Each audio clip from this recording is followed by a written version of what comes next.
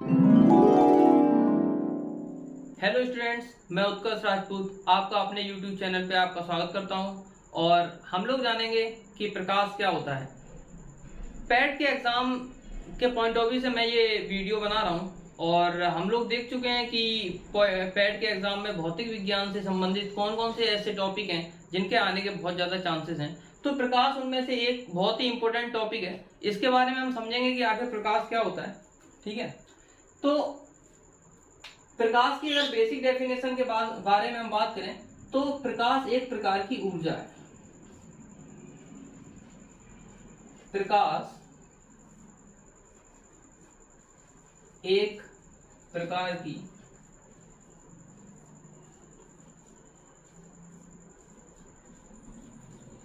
ऊर्जा है। प्रकाश एक प्रकार की ऊर्जा है, हाँ बिल्कुल एक प्रकार की ऊर्जा है। हम लोग देखते हैं कि सूर्य से जो आने वाला प्रकाश है, अगर उसमें हम खड़े हो जाए या कोई भी चीज खड़ी हो जाए तो बहुत जल्दी गर्म हो जाती है। तो आजकल जो चल रहा है कि सूर्य से जो प्रकाश आ रहा है उससे विद्युत का जो सोलर प्लेट बोलते हैं, हम सोलर प्लेट का इस्तेमाल करते हैं प्रकाश से ऊर्जा बनाने में। हम लोग बहुत अच्छी तरह से ये जानते हैं प्रकाश से क्या बन जाती है, ऊर्जा। ये जो ऊर्जा बनती है ये विद्युत ऊर्जा है। कौन सी ऊर्जा है, विद्युत ऊर्जा। तो ये विद्युत ऊर्जा में कन्वर्ट करता है। ठीक है, हम लोग समझेंगे कि प्रकाश और क्या क्या काम करता है। प्रकाश किस तरह से बिहेव करता है, वैद्युत चुंबकीय तरंगों की तरह बिहेव करता है।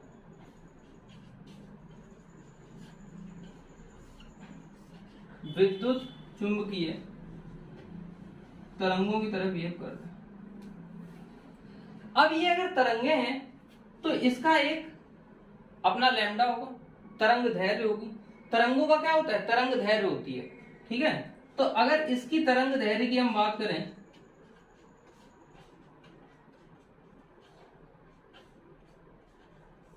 तो इसकी जो तरंग धैर्य होती है वो 3900 एंगस्ट्रॉम से 7800 एंगस्ट्रॉम तक होती है। इसी के साथ कभी कभी पूछ लिया जाता है कि भाई प्रदीप्त वस्तुएं क्या होती हैं, कोई टर्मिनोलॉजी इस्तेमाल होती है तो बात करता है ये प्रदीप्त वस्तुओं के बारे में।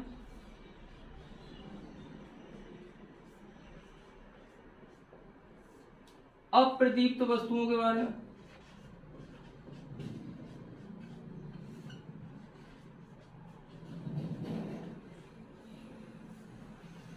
तो हम समझेंगे दीप्त वस्तुएं क्या होती हैं। दीप्त वस्तुएं वे वस्तुएं होती हैं जिनमें स्वयं का प्रकाश होता है, जिसमें खुद की ऊर्जा होती है। जैसे सूर्य,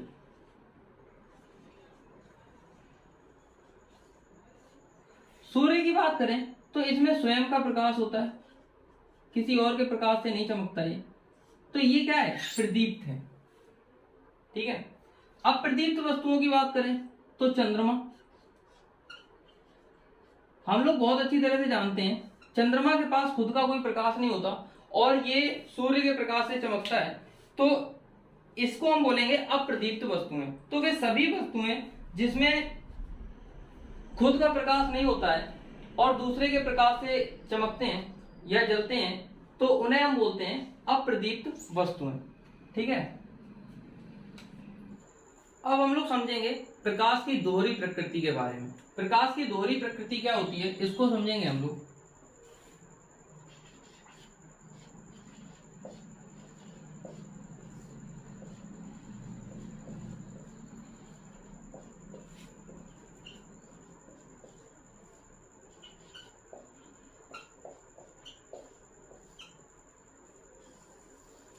बहुत इंपॉर्टेंट चीज है प्रकाश की दोहरी प्रकृति। बहुत समय तक वैज्ञानिकों को यह बात मालूम ही नहीं पड़ पाई कि प्रकाश हमारा है क्या, प्रकाश हमारा है क्या।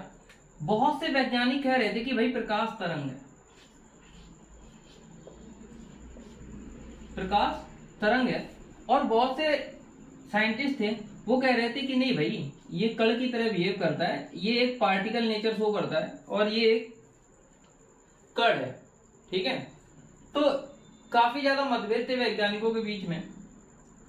फिर देखा गया कि प्रकाश दोनों ही प्रकृतियां शो करता है, प्रकाश तरंग की प्रकृति भी शो करता है और प्रकाश कण की प्रकृति को भी शो करता है। बहुत सारी चीजें ऐसी होती हैं जो प्रकाश का जो नेचर है, जो गुण है उसके अंदर, वो कुछ तो तरंग के माध्यम से हम एक्सप्लेन कर पाते हैं कि भाई देखो तरंग प्रकृति है, इस वजह से प्रकाश के अंदर ये गुण है। और कण की वजह से भी बहुत सारे पार्टिकल नेचर जो है वो हम एक्सप्लेन कर पाते हैं कि प्रकाश की दोहरी प्रकृति किस तरह से बिहेव करती है।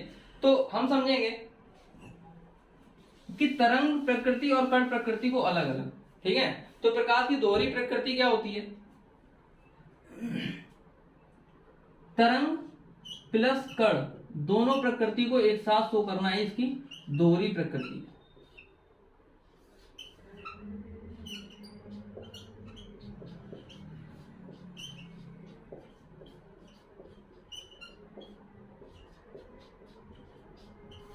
ठीक है, अब हम बात करते हैं तरंग की।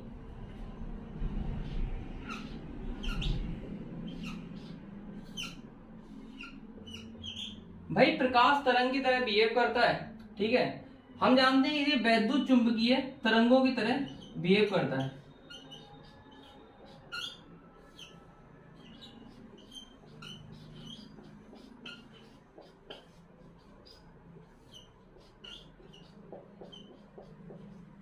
बहुत सारे गुण ऐसे हैं जो हम तरंग के माध्यम से एक्सप्लेन कर पाते हैं प्रकाश के। उनमें से प्रकाश का सीधी रेखा में गमन,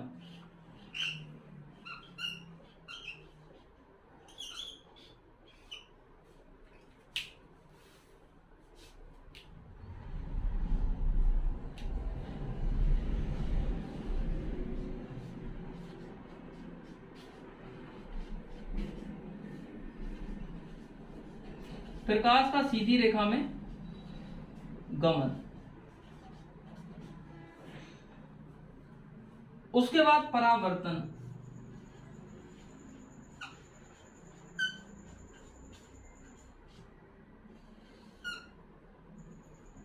अपवर्तन,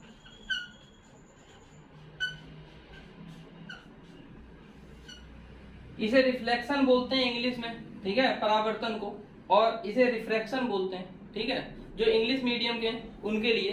ठीक है,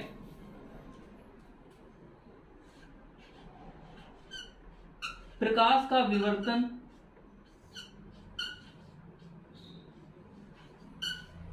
डिफ्रैक्शन ऑफ लाइट।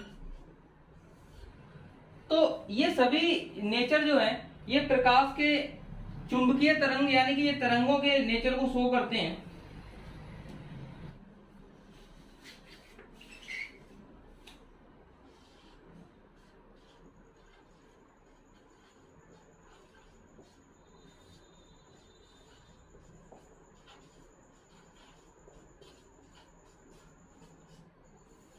ठीक है, तो इन्हें आप नोट भी कर सकते हैं कि प्रकाश की जो तरंग गुण है, तरंग की वजह से ये कौन कौन सी प्रॉपर्टी ऐसी हैं जो शो करता है। प्रकाश का प्रकीर्णन हो गया, प्रकाश सीधी रेखा में गमन करता है, प्रकाश का परावर्तन हो गया, अपवर्तन हो गया और प्रकाश का विवर्तन हो गया। ठीक है,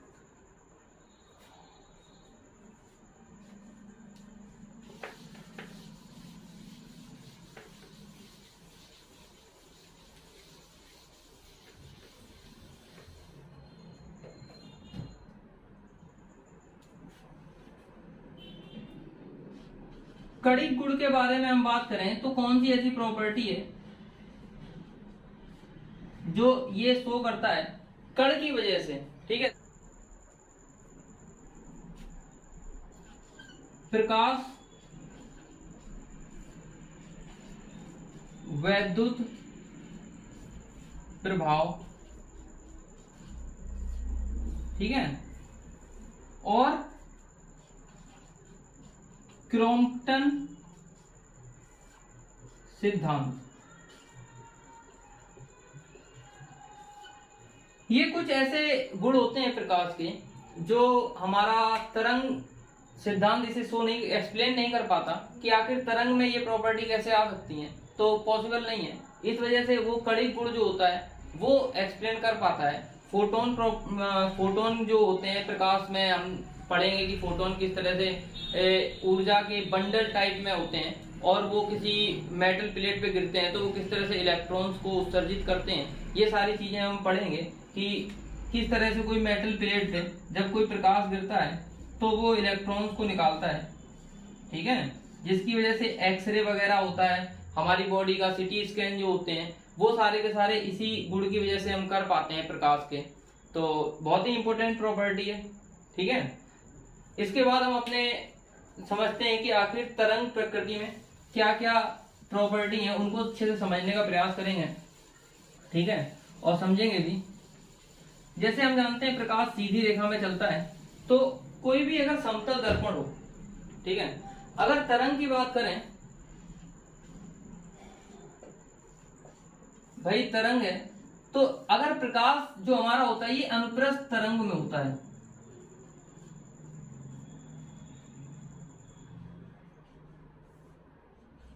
तरंगें दो प्रकार की होती हैं, एक अनुप्रस्थ तरंग होती है, एक अनुदैर्ध्य तरंग होती है। इंग्लिश में इसे ट्रांसवर्स वेव कहते हैं, और जो हमारी अनुदैर्ध्य तरंगें होती हैं उन्हें लॉन्गिट्यूडनल वेव कहते हैं। ध्वनि जो हमारी होती है, आवाज जो होती है, वो एक जगह से दूसरी जगह तक स्थानांतरण होती है, तो वो हमारी अनुदैर्ध्य तरंगों की वजह से होती है, ठीक है। लेकिन जो हमारी प्रकाश है वो अनुप्रस्थ तरंग है। तो हमें मालूम है प्रकाश हमारा सीधी रेखा में चलता है,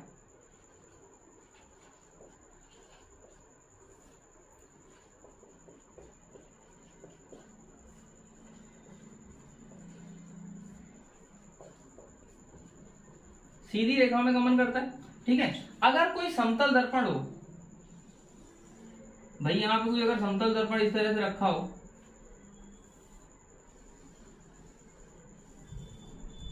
ठीक है, ये समतल दर्पण रखा हुआ है यहाँ पे, और यहाँ पे कोई व्यक्ति खड़ा हो,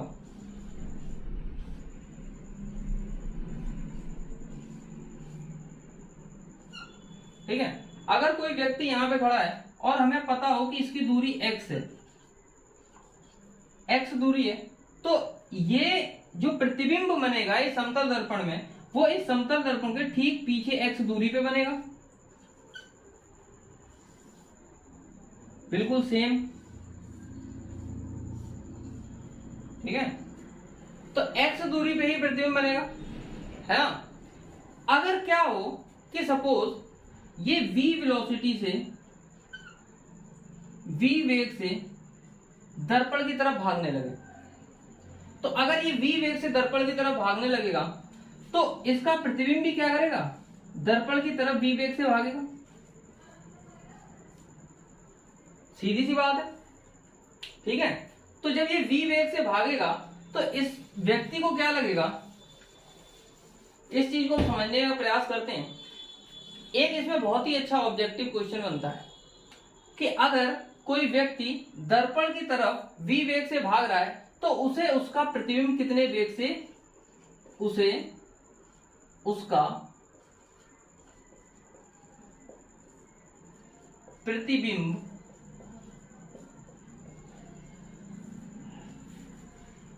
कितने वेग से पास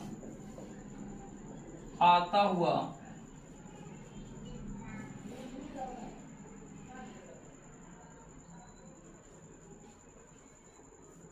प्रतीक हो, ठीक है। अगर यहां पे हम बात करें कि भाई ये v वेग से भाग रहा है, सपोज ये v वेग है 2 मीटर पर सेकेंड, ठीक है, ये 2 मीटर पर सेकेंड है। इन भाई साहब ने क्या किया कि 2 मीटर की दूरी कवर कर ली 1 सेकेंड में। मेरी बात को बड़े ध्यान से समझना, मैं एक कॉन्सेप्ट आपको समझाने की कोशिश कर रहा हूं। लोग ये नहीं समझ पाते हैं कि ये v वेग से भागेगा तो उसका जो प्रतिबिंब होगा कितने वेग से उसकी तरफ आते हुए नजर आएगा। अगर ऑप्शन में दिया होगा तो कभी कभी वो v दे देगा, दूसरा ऑप्शन v/2 दे देगा, v/2 मीटर पर सेकेंड, ठीक है, तीसरा ऑप्शन दे देगा 2v मीटर पर सेकेंड, और चौथा ऑप्शन भी कुछ दे देगा। सपोज 4v मीटर पर सेकेंड। तो इस तरह से 4 ऑप्शन वो आपको दे देगा और पूछ लेगा आपसे ये सवाल, ठीक है। तो यहाँ पे सपोज ये व्यक्ति 2 मीटर चला 1 सेकेंड में, क्योंकि इसकी वेलोसिटी 2 मीटर पर सेकेंड है। तो यहाँ पे क्या होगा, ये व्यक्ति जो यहाँ खड़ा था, ये इसका प्रतिबिंब, ये भी इसकी तरफ आएगा कितने से, 2 मीटर से। भाई 2 मीटर डिस्टेंस ये भी कवर करेगा, 2 मीटर डिस्टेंस ने कवर की 2 सेकंड में। तो इस व्यक्ति ने 2 मीटर कवर की, इसने प्रतिबिंब ने 2 मीटर कवर की। अब ये 2 मीटर और ये 2 मीटर, जो कि व्यक्ति दर्पण की तरफ बढ़ा और प्रतिबिंब दर्पण की तरफ बढ़ा, तो ये टोटल हो गई 4 मीटर। और ये 4 मीटर दूरी कितनी देर में कवर की गई, 1 सेकेंड में। यानी कि हम जानते हैं कि वेलोसिटी तो जो v का हमारी वैल्यू थी, ये तो हमारी थी 2 मीटर पर सेकेंड, लेकिन इस व्यक्ति को क्या लगेगा कि ये जो प्रतिबिंब है हमारा, वो हमारी तरफ कितनी वेलोसिटी से आ रहा है, इसकी जस्ट दोगुनी से। देखो ये 2 मीटर था, तो ये हमारा 4 मीटर डिस्टेंस कवर हुई, है ना। तो यानी कि अगर इसकी वेलोसिटी 2 मीटर हो, तो हमारा प्रतिबिंब कितने वेग से हमारी तरफ आते हुए नजर आएगा, ये 2v वेलोसिटी से हमारी तरफ नजर आते हुए आएगा। बहुत ही इंपॉर्टेंट कॉन्सेप्ट है, ठीक है। इस पे ऑब्जेक्टिव क्वेश्चन काफी बार पूछा भी गया है और पूछे जाने के पूरे चांसेस भी हैं।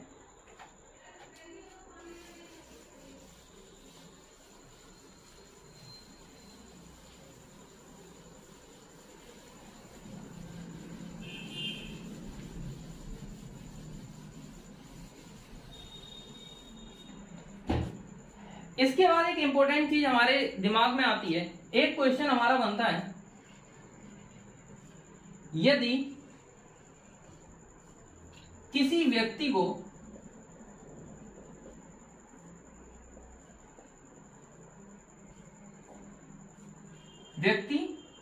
जो L लंबाई का है,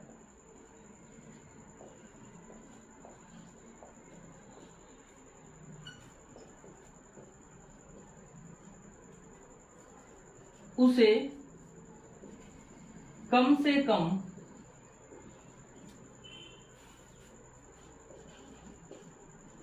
कितनी लंबाई का दर्पण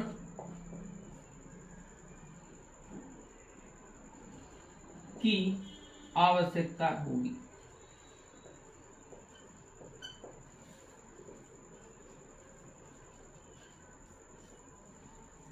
ठीक है, तो ये हमारे पास एक क्वेश्चन टाइप में बनता है कि भाई अगर कोई व्यक्ति है, जैसे कि हम लोग जानते हैं कि जैसे जहाँ डांस वगैरह होता है, यहाँ पे जहाँ पे या फिर कोई मिरर की जरूरत होती है, जैसे नाई की दुकान हो गई, वहां पे क्या होता है, अगर कोई व्यक्ति अपने आप को पूरा देखना चाह रहा है, ठीक है, पैर से लेके सर तक पूरा देखना चाह रहा है, तो कम से कम मिरर हमें कितना जरूरत पड़ेगी। भाई ज्यादा से ज्यादा तो आप पूरी वॉल पे लगा दो तो भी व्यक्ति दिखाई देगा, पूरा दिखाई देगा और बाकी बहुत सारी चीजें दिखाई देंगी। लेकिन सपोज हमारे पास पैसे की बहुत तंगी है और हमारे पास पैसा सफिशिएंट नहीं है, हम चाहते हैं कि हम कम से कम पैसे में ऐसा मिरर खरीदें कि हम अपने पूरे प्रतिबिंब को देख पाए। ठीक है, तो L लंबाई का अगर व्यक्ति है तो ऑप्शन दे देगा वो 2L लंबाई का प्रतिबिंब ले लो भैया। दूसरा ऑप्शन दे देगा कि भाई L/4 लंबाई का ले लो। तीसरा ऑप्शन दे देगा, कह रहा भैया L/2 लंबाई का ले लो। चौथा ऑप्शन दे देगा कि भाई अनंत लंबाई का ले लो। दिखेंगे तो सभी में, मेरी बात समझ में आ रही? भाई 2L लंबाई का ले लो तब भी पूरा दिखेगा, अनंत लंबाई का ले लो तब भी पूरा आदमी दिखेगा। लेकिन कम से कम कितना हो, तो कम से कम हमें आधे लंबाई के आधे प्रतिबिंब, आधे व्यक्ति की लंबाई के आधे लंबाई का हमें दर्पण चाहिए होता है। ठीक है, उसके बाद ये प्रतिबिंब देखने के लिए केवल इतना ही जरूरी नहीं है कि भाई आपने आधी लंबाई का ले लिया, उसके बाद स्थिति, दर्पण रखने की स्थिति बहुत इंपॉर्टेंट है।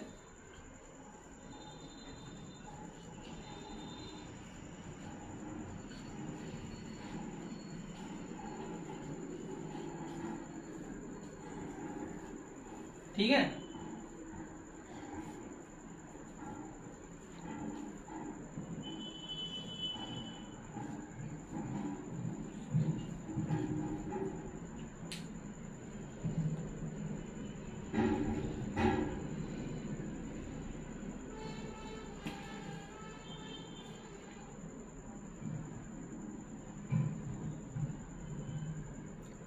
ठीक है, तो दर्पण रखने की स्थिति बहुत इंपॉर्टेंट है।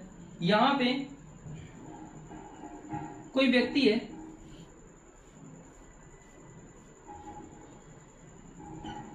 ठीक है, और ये L लंबाई का कोई व्यक्ति है,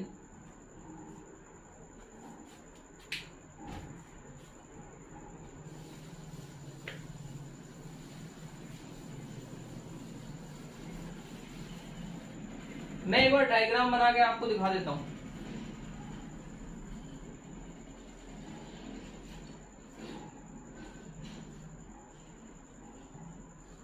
ठीक है, ये L लंबाई का व्यक्ति है, यहां पे दर्पण रखा है।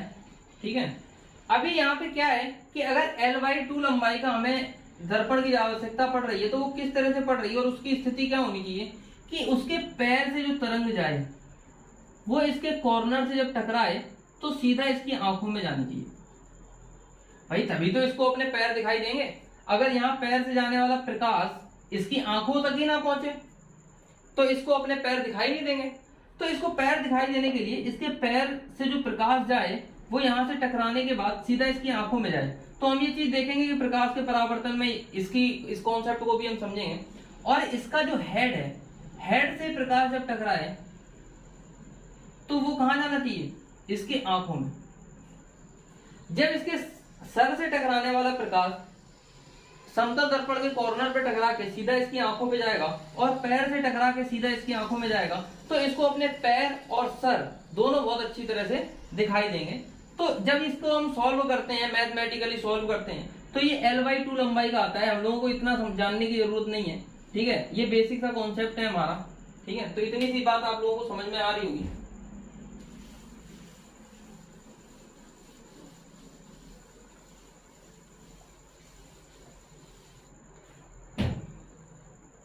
उसके बाद बात करते हैं हम कि अगर कोई दो दर्पण थीटा डिग्री एंगल पे रख दिए जाए इस तरह से,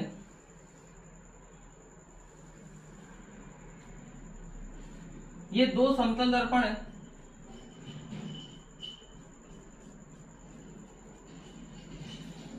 ये दो समतल दर्पण थीटा डिग्री के एंगल पे रखे हुए हैं, ये एंगल थीटा है। ठीक है, तो अगर इसके मध्य में कोई वस्तु रखी जाए, इसके मध्य में कोई वस्तु रखी जाए तो होगा क्या कि इसका प्रतिबिंब यहां बनेगा बिल्कुल बराबर दूरी पे, इसका प्रतिबिंब यहां बनेगा बराबर दूरी पे। तो इस तरह से क्या होगा कि प्रतिबिंब रिपीट होने लगेंगे। क्वेश्चन यहां पे ये बनता है हमारा कि अगर थीटा डिग्री के कोण पे दो समतल दर्पण रखे हैं और उसके मध्य में एक वस्तु रखी है तो बताइए कितने प्रतिबिंब बनेंगे। प्रतिबिंबों की संख्या पूछ लेता है। ठीक है, तो इसमें क्या है कि हम 360 बटे थीटा से भाग देते हैं, जो भी हमारा थीटा होगा। ठीक है, तो ये अगर हमारी कोई सम संख्या निकलती है, अगर ये हमारी कोई सम संख्या निकलती है तो जो प्रतिबिंबों की संख्या होती है, नंबर ऑफ इमेज जो होती हैं,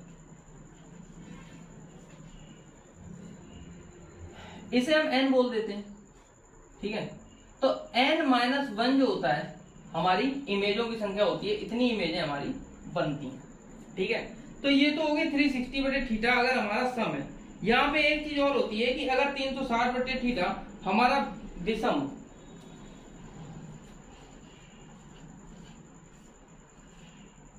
अगर ये हमारा विषम हो और ये हमारा अगर विषम हो तो इसमें दो केस बनते हैं। इसमें जो दो केस बनते हैं वो ये है कि अगर हमारा समद्विभाजक पर हो, समद्विभाजक पर हो।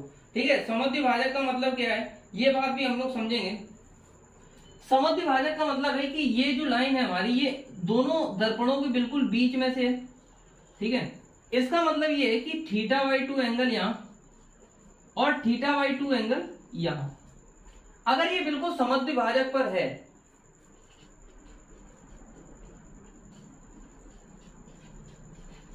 अगर ये समद्विभाजक पर है तो इसमें बनने वाले इमेजों की संख्या जो होगी,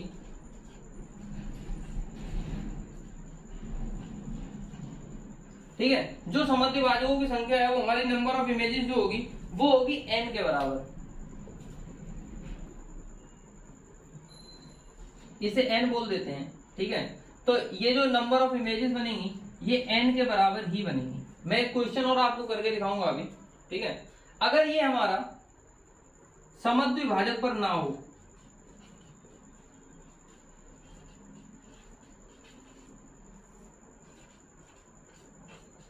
समद्विभाजक पर ना हो, तो जो इमेजेस बनेंगी वो n-1 बनेंगी,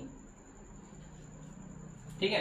अगर हमारा समद्विभाजक पर ना हो तो n-1 इमेज बनेंगी, ठीक है। यहां एक चीज और बनती है कि अगर मान लीजिए भाई हमने भाग दिया 360/थीटा, थीटा ये हमारा एंगल है, ध्यान में रखेंगे, और ये हमारी एक भिन्न निकल के आती है, ये हमारी भिन्न निकल के आती है। सपोज हमने भाग दिया और ये निकल के आई हमारी 9.12, इस तरह की कोई भिन्न निकल के आई, ठीक है। तो इसमें बनने वाले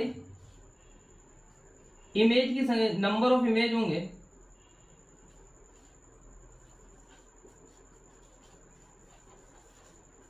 ये होगी 9 के बराबर, यानी कि पूर्णांक के बराबर हो जाएगी, ठीक है, भिन्न के पूर्णांक के बराबर।